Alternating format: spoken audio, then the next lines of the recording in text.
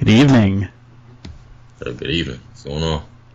Not much. This is episode 2, and we do have a name. It is Ethan and Nick's Trash Boat Sports Podcast, and this is kind of our introduction, I suppose. We'll get it polished next time, but I'm Ethan Finkelstein, joined here by Nick Graves.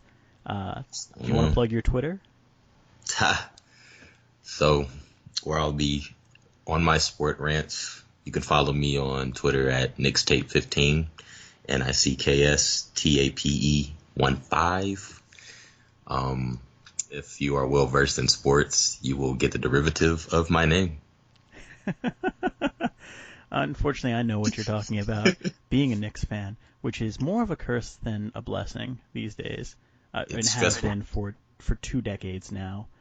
We're working on our third officially now of futility outside of that 3-year window with Carmelo. But you can follow me as well at I am Finkelstein.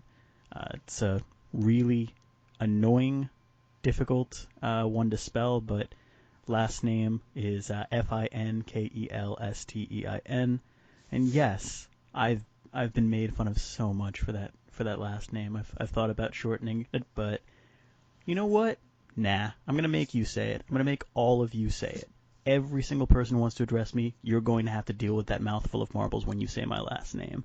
But if I can, let's go ahead and direct it to the topic of tonight's conversation, which is licensing agreements and more so focused towards college athletes and whether or not, paying them is the right thing to do and how it ties into licensing agreements for video games. The one I'd like to spotlight being NCAA football, which Nick and I miss so very much. Oof, just understand that at this standpoint, we have missed and been robbed of spring ball, which was supposed to, kind of wet the palate of your college football fandom, as you will. It's big. This is not anything that we would see coming, of course. This is unprecedented in itself. I even think that's an understatement, but I can't find a better word. I am not an English major or enthusiast, but college football, as you would know, and football as a whole, runs this country. It's football first, and everything else kind of just falls second. Yes. Even if you are a former athlete that has played multiple sports, if football is in that pool of sports that you've played growing up, that is the first sport that's going to generate conversation. So I was not a football player. My mother was not allowing that. This is not my baby is not going to get her situation, but more so, no, just personal preference. But I understand the importance. So, yeah, with college football. Well, you have a little bit more as someone who is working in college athletics today. You have more of an understanding and more of how should I say this? You have more of a perspective or a better perspective to share in terms of NIL than I would. And so from someone who at least is on the inside of the system and knows how this works, or at least would have a better understanding, what is your, I guess, basic interpretation of how the system would work with individual player licensing? So just as anything, you have to preface it with the boring, the monotonous definition of NIL, which is name, image, and likeness. That's essentially the 3 elements that make up the legal concept known as your right of publicity. In layman's terms, college athletes right now do not have rights to their own publicity, i.e. specifically college football athletes, not saying they're the only ones that aren't benefiting, because a lot of top-notch college athletes, span across all sports. The right of publicity involves the situations where permission is required of a person to use their name, their image, and their likeness. There is no permission, For example, for a newspaper to publish a photo of an athlete playing a game or, an interview, the legal copyright, behind that would belong to the photographer, but not the person pictured. So the person pictured, the anecdotes that you get, there's no general attention, that's going to be garnered from that outside of, the newspaper itself, the soundbite. Everybody wants the soundbite. Everybody wants that picture. And the person that performed in that manner will not receive any compensation from it. So everybody knows, if you pay attention to college athletics, the pay for play. How can we pay college athletes? College athletes see themselves as employees. Some don't. There are people outside of the college athletic realm that they don't understand that not everybody's on a full ride scholarship, and that those who are, that is their payment. That is their compensation for their efforts for the 4 to 5 years or whatever dedication, that you have with that program or university in this case. In your sports like basketball, you can leave after a year, which is different topic for a different day. But, focusing on name, image, and likeness, your top-notch athletes that in whatever sport that is, they can't generate any revenue for themselves. They have 100,000 followers on Instagram, Twitter, Snapchats are always buzzing.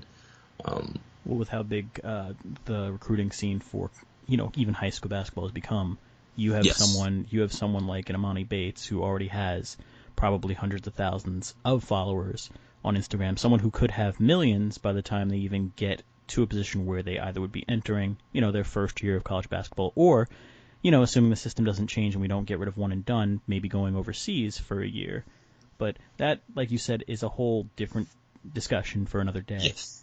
And Emani Bates is interesting because he's just a sophomore.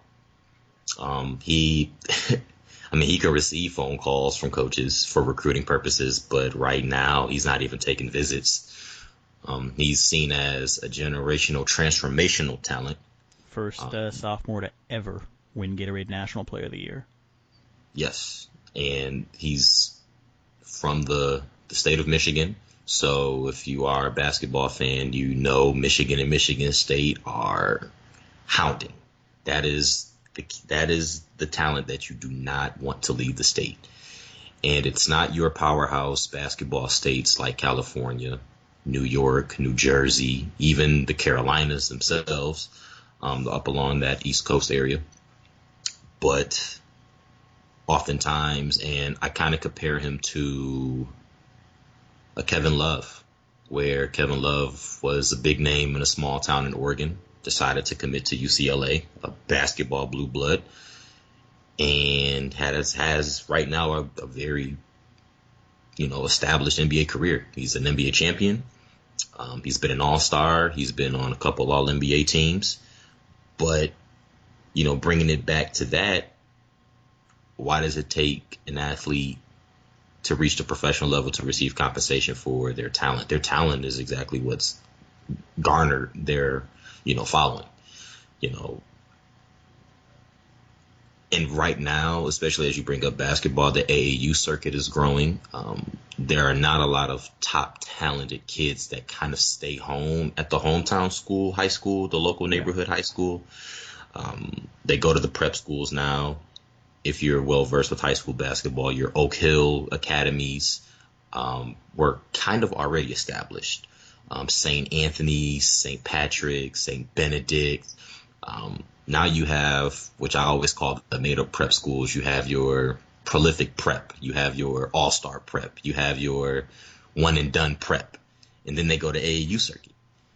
And you look at the roster of some of those teams for, AAU basketball, all of those kids are not from the same area.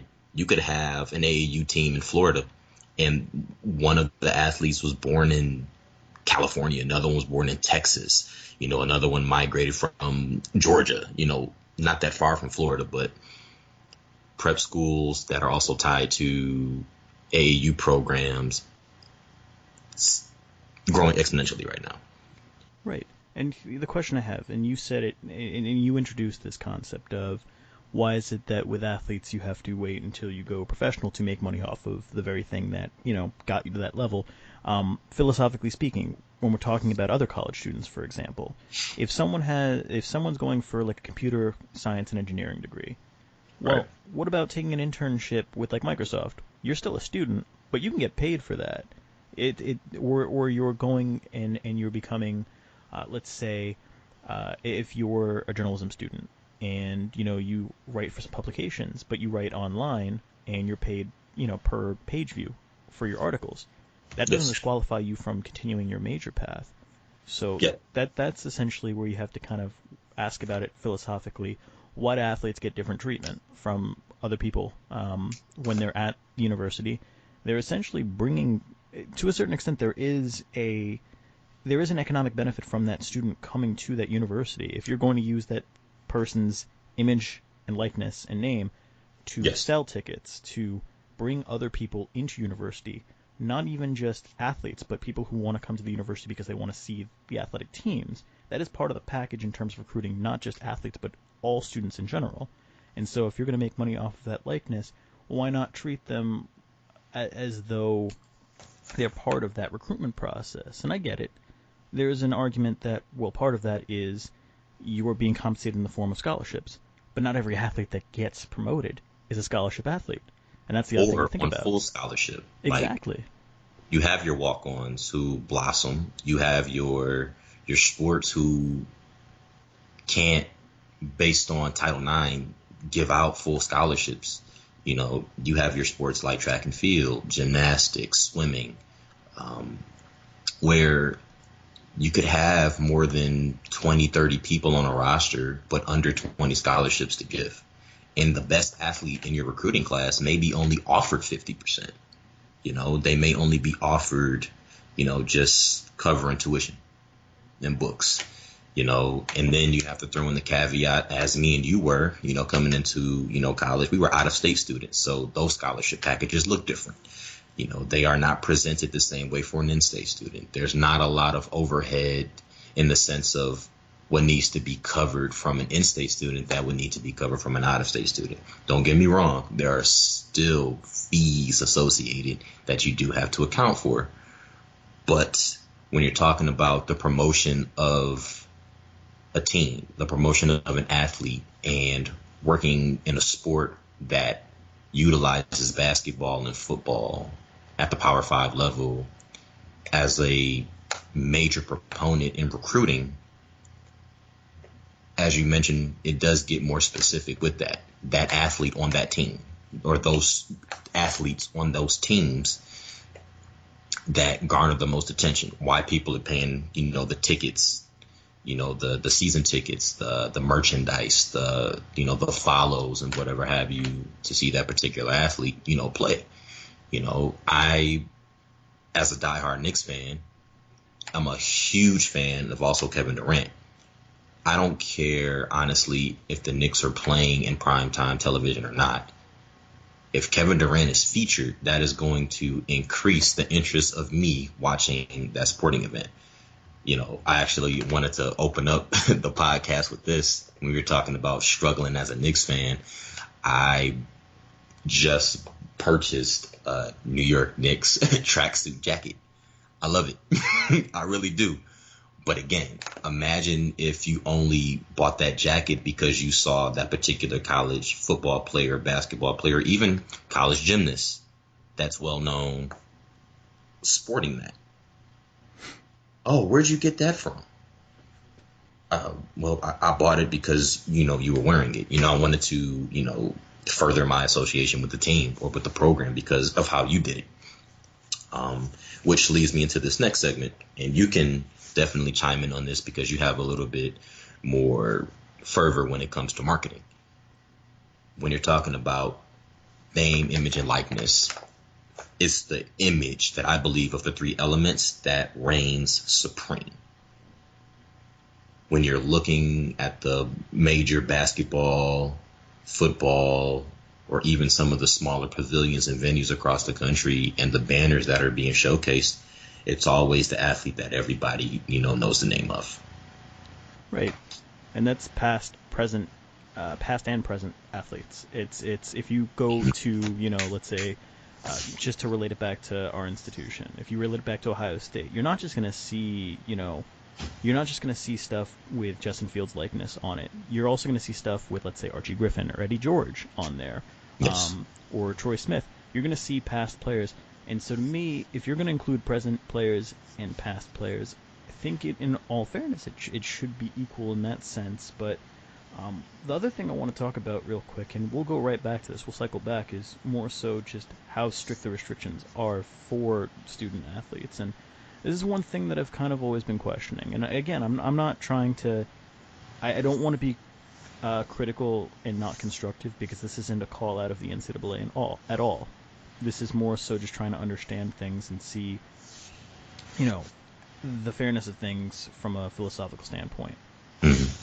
With how deep restrictions are on this, there are people who I know, who I went to school with. I won't name names because, again, it's none of my business to blow up their spot. But I've had discussions with some people who are on some of the less lucrative sports teams, and they've said that even they can't have like a friend or a relative pay for a meal for them, because that is considered an impermissible benefit. You can't buy them a meal. You can't buy them anything. It's essentially, if you want to do that, you have to do that off the record. You go to campus, and if somebody catches you paying for someone else's, like even if it's their meal, there's very strict guidelines concerning that. And to me, that kind of restriction on athletes is a little too intrusive. It almost makes it where you really have to watch your back. And I get it. It's to try and get rid of the influence of outside parties like agents trying to lure you away, or trying to distract you, or basically becoming kind of toxic to a player's mind frame. But in a way, wouldn't relaxing those restrictions and allowing for players to make money off of their image and likeness, or to receive those benefits based off of their image and likeness, wouldn't it kind of incentivize players not to leave early? Because if they can make money off of their talents while they're in school, while they're getting a degree, there's not as much of an urgency to go pro as quickly. And so in a way, the schools could benefit from this. Yes, and I am definitely a proponent of allowing the athlete to utilize their celebrity, even if it's for, a gain of profit. But I also see the downsides to it as well. Now, there's a dichotomous path that we can take, and one is more specific, and while the other is kind of general. But when you're looking at name, image, and likeness, and basketball, specifically basketball, for men, you can leave after a year. Hypothetically speaking, based on an algorithm that I was able to find on athleticdirectoru.com, Cole Anthony, probably the biggest name in Division I college basketball, right? Based on their algorithm, he would have netted $406,000. I have the article in front of me, actually. It's funny you mentioned that. I pulled this up prior to us having this. It is 400, and you sent this to me, 476,000, and I find $476,000. Now, before we even break that down into a very technical, pragmatic sense, Ethan, please tell me, as a 19-year-old college student, what you would do with $476,000. With $476,000? Yes. Here's the thing, though. If I'm thinking in my mindset right now, it would have been to pay for any sort of additional expenses. But Cole Anthony is a scholarship athlete. Cole Anthony is going there on a full ride. If I had a full ride already, and I didn't have to think about anything, that $476,000, woo, I'm a 19-year-old. I would probably make a couple of, irresponsible purchases here and there. I get that. I do get that. I mean, I'm also looking at this list, and I'm seeing some names I do recognize. I'm seeing some names I don't recognize. I do not follow college. I do not follow college gymnastics. That's what I wanted to talk to you about. Yeah, I did not know Madison. I coach him. How do you pronounce that last name? Not to sound like an idiot, but I'm not sure. I don't want to butcher her name. I want to put respect. But Erica Fontaine's on that list. Kyle Ross is on that list. Nia Dennis, Chloe Clucci, and I do not follow gymnastics, unfortunately, and I do apologize if I'm butchering these names, but I do find it very interesting. There is a relative amount of diversity among these top 15 or so students. I mean, yes, the majority of them are men's basketball or football, but I'm seeing women's basketball, I'm seeing gymnastics, I'm seeing a softball player on there. There is some diversity there, and so that's actually pleasantly surprising to see that not all of these estimated most valuable college athletes are from just two sports. Right. So my logic is this, and I am somebody who, in the position that I work, I get to visit a lot of different college campuses. If you look at the name of some of those gymnasts that are on this list, UCLA, as I coincidentally mentioned earlier about Kevin Love, that school in itself has prestige is one thing, right? But how many times have you seen or haven't even recognized in a lot of California movies the campus of UCLA in the background or being utilized, in a particular scene or particular moment? That also boasts some of that attention. Number two, depending on your following within that sport, I think that's where it gets convoluted. Well, you're talking about number two on this list is a gymnast behind Cole Anthony by $10,000, right? Right. You can only imagine, because I consider sports like gymnastics and wrestling as cult sports, where if you're not in the community, if you don't have a basis within the incipient stages of that sport from the age of, I say, minimally 5, then you don't know who's who. Like basketball and football, I think it's relatively easy to pick up at any age, just based on the name and how much is circulated. But this particular student athlete probably has at least 40% of the gymnastic community following her on Instagram, Twitter, following her page on Facebook, because you can subscribe to pages now on Facebook, right? Yes. I couldn't imagine what that number would look like for Cole Anthony if he had 40% of the basketball community following him, because it's just too many people. It's way too many people, right?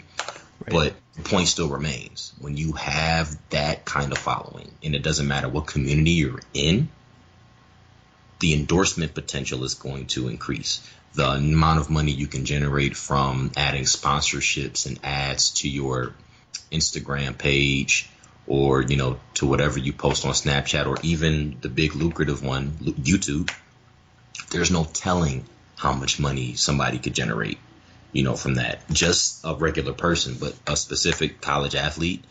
For instance, let's say, Ethan, you were a top-notch baseball player, because I know that's your sport, right? And you had a relatively decent following, and all of this was passed, and you could do this. And you decided to say, hey, what are the restrictions on me posting highlights of that game that I played in, where I went 3 for 4, smacked in 2 home runs, one being the game winner, and I had an ESPN top 10 gem diving catch in the outfield, right? Mm-hmm. Who's to say that with all of this passing that you wouldn't challenge having those highlights scripted and crafted by somebody that works in marketing communications to post on your YouTube channel? Right, but then opens up the door of licensing on behalf of the school. So just because you are on the team doesn't necessarily mean you have the express written consent of the university to post anything containing their logos or image or likeness there. And so that opens up a can. Taking that, and it's the same thing with Instagram. What would be holding somebody back from even challenging in that manner? Because here's my thinking behind this. Yes, you have restrictions based on what you can post, especially if it's going to contain the logo of whatever entity that you're repping. There's going to be some athlete that is going to negotiate a deal with the institution, barring any, bombarding of, we want 50% of your profit, which that's another argument that we can have with that. Why not? I mean, it's an opportunity for universities to earn more money I don't think anything about brokering an agreement with students to make money off of NIL is anything that would take away from them financially. I get the concern, but if it's from a money perspective, I think there are more positives than negatives. If it's from an amateur standpoint of establishing the amateurness of college sports, and your argument is solely based off of that, we've already crossed that threshold in my eyes.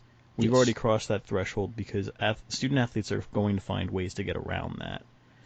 For sure. And we're in a situation where the NCAA is more reactive than proactive, unfortunately.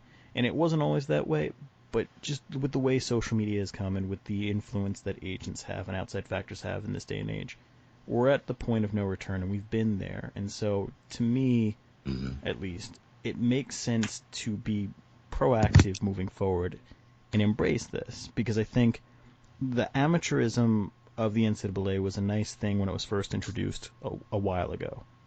Yeah. But it's not realistic to think that's still a thing anymore. And when you have things like one and done, where you had an agreement with the NBA to essentially give students, a year of prep before they go to the league, and it's the shadow of amateurism to me has been dead for a while, and I don't think there's any shame in acknowledging that.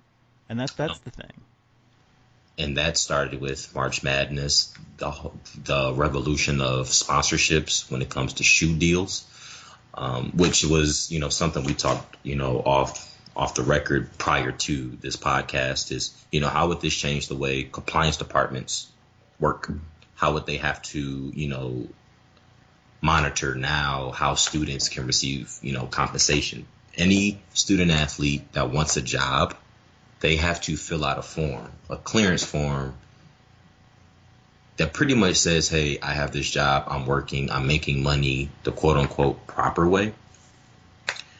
And even if it's as harmless as I got a job and I forgot to tell you, there are repercussions to that, right? Right. It's not just basketball and football that have athletes that come from struggling socioeconomic backgrounds, and this was their way out. There are other sports that have the same kind of athletes, and some of those sports don't have the same scholarship abundances, right? So who's to say that this particular athlete didn't pick up a job working 8 to 12 hours a week to make a little bit of money for themselves and forgot to tell you that they have a job? Is that wrong? Because now we're talking about, even with the NIL, the challenge of ethics. Is it right? Is it wrong? Is it altruistic? Is it intrinsic? Is it extrinsic? Is it something that's only an ends to a mean or means to an end? The whole motif behind the think tank, like what if and this, that, but you can do this without that. There's so many things that you can battle in this moment, but we're going to keep it simple and plain. Right. Why not? Exactly. And I know we are going to probably have to end this in the next minute or so, but there's two things I just wanted to introduce last minute on this topic. Just food for thought. If LeBron James tomorrow said I wanted to retire from playing professional basketball, I'm done with the NBA, and at 35, almost 36 years old, he decided to exercise his eligibility to play football at the NCAA level, he can, because he has never made a single cent off of his likeness related to football. As long as he clears NCAA guidelines in other departments, which it is clear for him to do, he could play at Ohio State if he wanted to. But obviously it would be a little bit of a headache. He'd have to pretty much cut all of his ties financially with pretty much everything he's making, or at the very least settle that with the NCAA to where he gets clearance to make money off of his basketball license while going through. But the point being, do we really consider that amateurism if someone like a LeBron James were playing at Ohio State, even if they're not making money in football? That's the last thing I want to leave with on that. And the other note, just to tie it back to the NCAA in terms of video games, for football at least, because I miss it so much. Yes. This is going to be an issue that's going to drag on for a while, because even if you've okayed players to be compensated for their likeness in the game, which I believe EA was willing to send out a check, and it was something like a couple $100 for each player, a couple $1,000 for each player. I don't remember what the exact figure was. You still now are facing the uphill battle of negotiating not just with the conferences, but with the individual schools for likeness and image rights in the video games. And that's a can of worms that I'm not sure will be solved for a while, which is why when people say, oh, the new games are around the corner, we're going to get it, it's just a matter of time, we're talking probably at least 3, 4, 5 years down the line, because you've got to go and you've got to get every single one of those 130 schools to play ball. And the smaller schools, not going to be a challenge. They're looking for any way to make money because it is an unfair system. But the larger schools, the Ohio States, the University of Texases, the USCs, the Oklahomas, the Alabamas, that's not going to be easy. No. And that's all I have to say. If you have any closing thoughts on this, I'd love to hear them.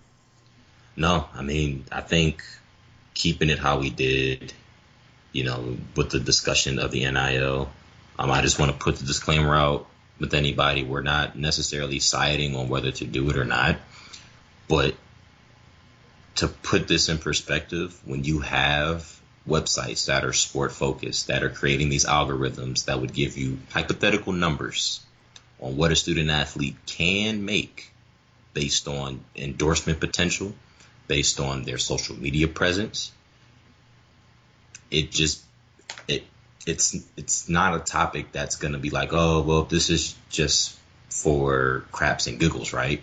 No, these are websites that are probably going to side with the fact that they probably should be making money, but to give you a general sense of the power in revenue generation that not just revenue generating sports have, but also athletes who help you sell your tickets, who help you fill your seats, who, help you with the name of the institution, the sport program, and potential recruits, prospective recruits. Right. And something that came from it. Absolutely. And again, just to quickly piggyback off of that, I agree. This is not an indictment of the system as it is. This is merely just a conversation about possible solutions, or rather whether or not it is even feasible. But just from a logical sense, like a logic standpoint, it's not even that people are necessarily asking schools to compensate students. It's rather allowing for the freedom to students to make money off of their image, likeness, and name. And that's all. They should have a right to their publicity. Exactly. And I don't think reasonably it needs to be a discussion of schools need to pay students. They don't. It's, do students have a right to their own publicity? And I think, at least from my perspective, I'd be more inclined to agree with they do have a right to that. But it's just two people's opinions here of that. And with that, I think we're ready to sign off. I know that we both have a program that's on right now on ESPN to give them some free publicity they don't need. We're probably going to go immediately turn on The Last Dance, because I know we're itching to watch it. I've got one foot shaking, ready to go. I am sorry, I will keep you no longer. No, because I know it's the same thing on your end as well. Absolutely. All right, with that, I'm Ethan Finkelstein. Nick Graves. Make sure you follow us on Twitter. Absolutely. This is the Trash Boat Podcast. Have a good night.